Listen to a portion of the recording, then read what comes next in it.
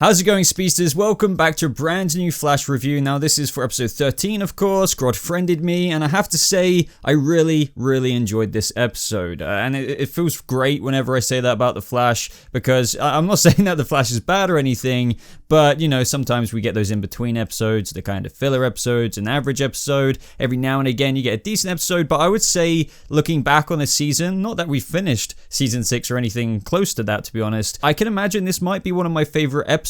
And normally Grodd episodes aren't necessarily my favorite. They just feel like, okay, fair enough, they put a lot of effort into it, a lot of CGI, but still it's kind of like a special little fan servicey thing from the comics. Even though that's really cool for some people more than others, for me in previous seasons it's more just like a kick back and relax, but this isn't a main plot kind of thing. But in this episode I was really delighted. I really enjoyed several aspects of the episode, and there were quite a few twists that I'm just dying to talk to you guys about, and I would love to hear your theories and comments down, well, in the comment section down below. But before we go on to talk about this video, guys, go ahead and like it. If you do enjoy it, why not? And subscribe for more Flash videos just like this. So the very beginning of the episode, Barry was trying to bring flowers to where, of course, his parents' graves used to be, but for some reason, they're not there. And he searched every graveyard in Central City, but with no luck. Now, this is because of the Crisis on Infinite Earths changes. A lot of people were saying that we're not noticing enough changes out of Crisis on Infinite Earths, but apparently, according to Gideon, there's been 3.725 trillion. So I'm really looking forward to seeing more of those changes become apparent in these future episodes, just like they were in this episode, because I kind of understand where some of those comments were coming from, because we haven't seen a whole bunch, but in this episode we saw like a train track in a place it never used to be, Barry's parents, of course, in a completely different place, and a few other things like Pied Piper, who popped up, who will be returning in another episode with Godspeed, but you know, that's kind of behind the scenes set photos, information that we've kind of already been over. But yeah, considering after Crisis we didn't notice a massive difference, I'm really enjoying these little teases, and I bet they have quite a few more to come in the following episodes. This episode also very much so included Chester, who found out that Barry Allen is the Flash in the most kind of convenient way, but it was kind of made clear through Barry that he's not part of the team, but of course that's what this episode really tried to establish at the same time,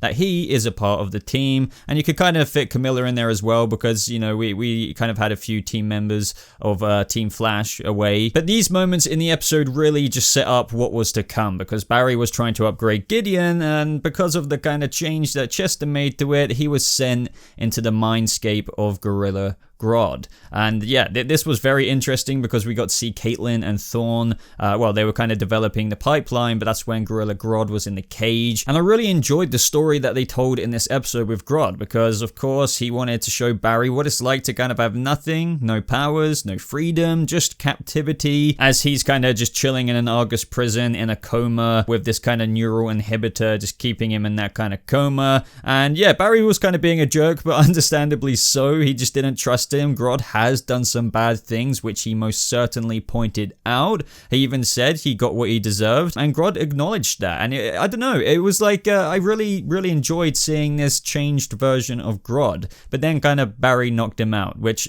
honestly I felt like was a bit harsh at the time, but I kind of get it. And it turned out that Solivar was the gatekeeper that was protecting the kind of breach portal to escape the mindscape, if you will. And of course, while you could say that this Grodd friended me aspect to the episode with, you know, just this whole story in general with Barry and Grodd is kind of a side plot, aka kind of fillery, I really didn't mind that. I mean, of course, the episode introduced many other elements that tied in to the main plot, which is why I don't think you can call this episode in general filler, which is why I feel like an episode like this, the reason why I enjoyed it so much is because it really put a finger, or should I say a hand, I don't know what analogy I'm using right now, in each kind of pot. Like, there was something for everyone. There was main plot in this episode, there was really kind of cool fan servicey stuff, which, you know, we'll get to with the whole kind of Speedster Grodd thing, and you know, the reverse Flash stuff and everything. It was just really good. I actually find that an episode like this of The Flash is probably one of the greatest examples of the entertainment that it can provide.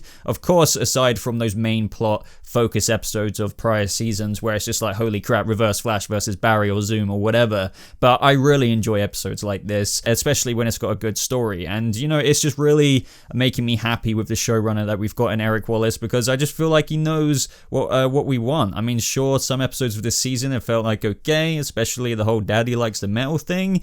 But yeah, they're really pulling it out the bag more often than they're not. But just to take a pause on that for a second, I want to talk about Iris, or should I say Mirror Iris, because she went to meet with Joe, and Joe wouldn't actually help her with the whole black hole investigation with some information on Joseph Carver, obviously the CEO of McCulloch Technologies, and she kind of loses it. And this is when she actually takes all of the information off his computer at the CCPD, but with that twist towards the ending, it really does make sense why this Iris is really going after Black Hole and Joseph Carver. Like, I think we all definitely theorized this at some point, but I kind of feel a bit silly, borderline stupid, that I started to tread away from it, and I will revisit this chat in just a second. But I also want to talk about one of the main things in this episode that is a notable change from most of the other episodes, apart from the very beginning, is that, of course, we had Chester a lot in this episode, and I quite liked him. I really did. However, I do think quite a few jokes didn't land,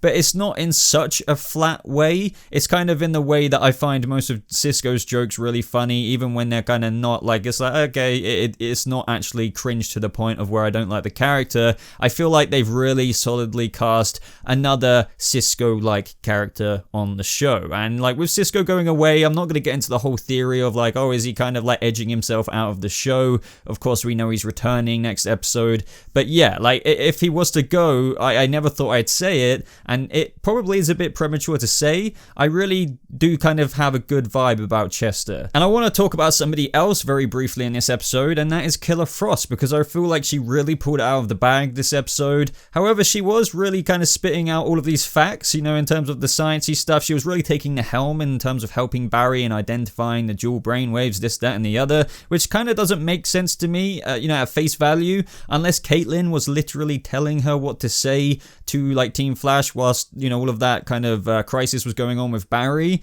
unless, you know, she's kind of as smart as Caitlin, as she was there when Caitlin studied that whole time, you know, with her medical background. I don't know, I just wish they kind of, maybe you could call this a bit picky, but it's just like, you know, Caitlin Snow is the one who has all of this expertise, and I honestly don't mind at all that Killer Frost has this expertise as well, but it just kind of comes out of nowhere. I just want a line from Chester asking her, oh, how do you know all of this? I thought that was Caitlin, and then Killer Frost just says, oh, you know, I was there the whole time when she studied, so I know a thing or two, or, you know, she's telling me what to say. Just something I thought when she was coming out, you know, because she came out with a lot of intel during the episode. And the reason why this kind of popped up in my mind and why I thought it was worth mentioning is because in prior episodes of Killer Frost, she hasn't really known what to do in a situation where it kind of required scientific or medical expertise that only Caitlin would know. But yeah, just something I wanted to include. Now let's get back to Gorilla Grodd and Barry. Now this is where the mindscape was failing because of that neural inhibitor was kind of crumbling apart, holding together Barry and Grodd's mind. We found out that Grodd knows about Crisis because of his kind of unique mind and wants to return to Gorilla City, and you know, it just kind of sets up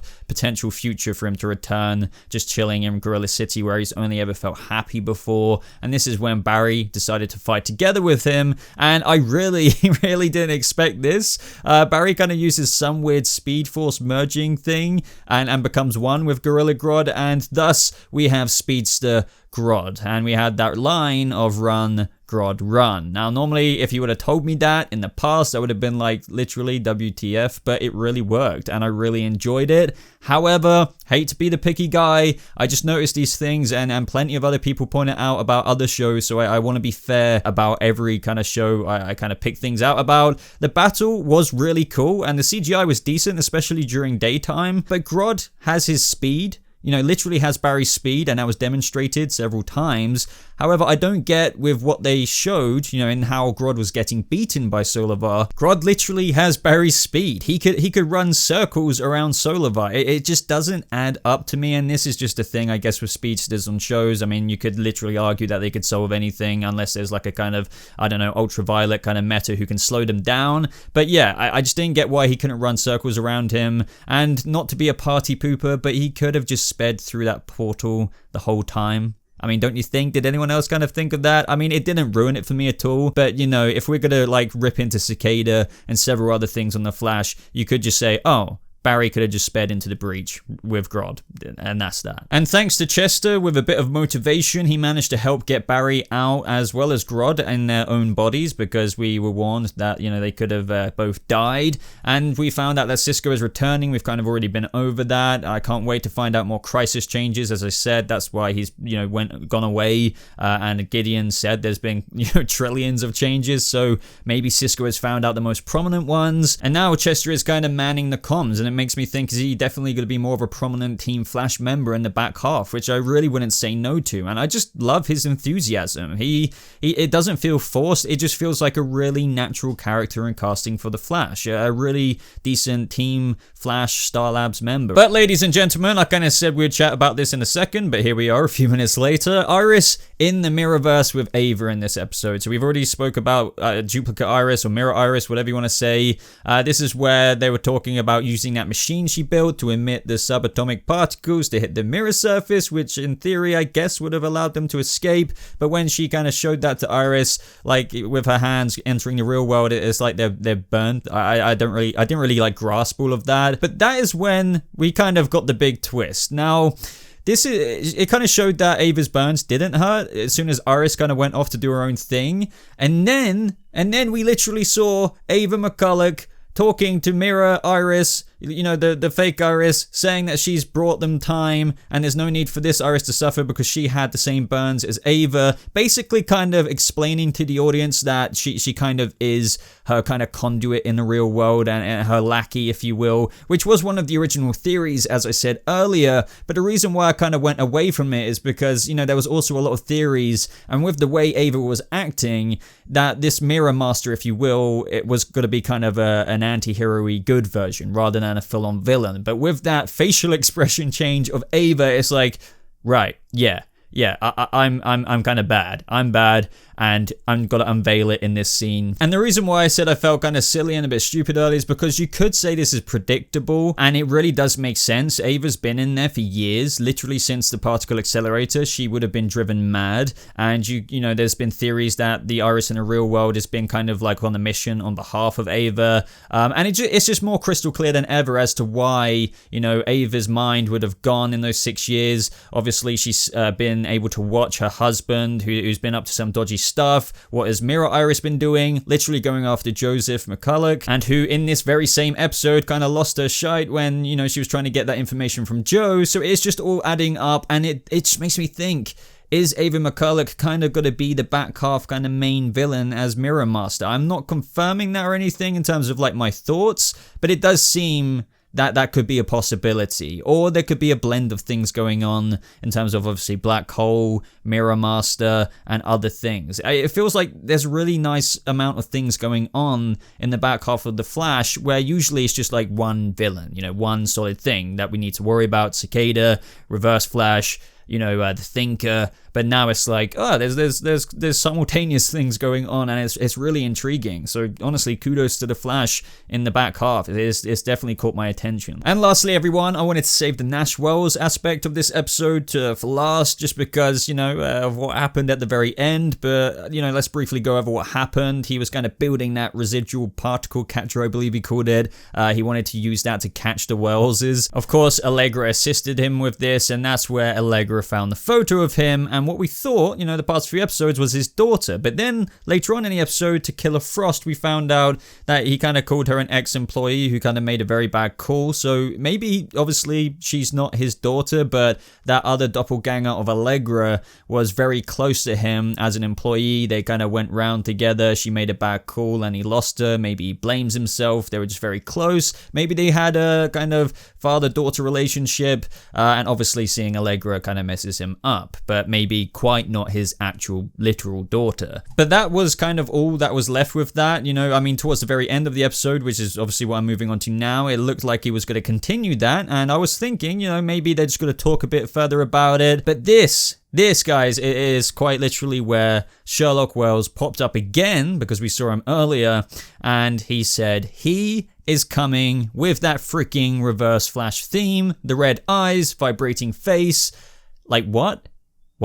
Is this a teaser for next episode? Or is this like a foreshadowing for a few more episodes down the line? Because the next episode is the death of the Speedforce from the promo, which I may go over, by the way. Look out for that, maybe either today or tomorrow. It looks like maybe the Reverse Flash could be coming back in that episode, but I kind of don't want him to come for a one-off episode. I want him to have a much bigger story, but we'll have to wait and see how it pans out either way. As to how these Welleses know the Reverse Flash is coming, it is just fascinating to me. But it really kind of was a really pleasantly surprising WTF kind of ending there with the Reverse Flash. This is what I mean. This episode had something for everyone, some kind of aspect of the Flash that summoned all of its kind of greatest flavors, if you will, and that's why I really thoroughly enjoyed it. So honestly, I would love to know what you thought of this episode down in the comments below. But other than that, guys, honestly, thank you so much for watching. If you enjoyed this breakdown and review, I'd really appreciate a like on the video. Subscribe for more videos like this. You can support me more on Patreon. It really does kind of fuel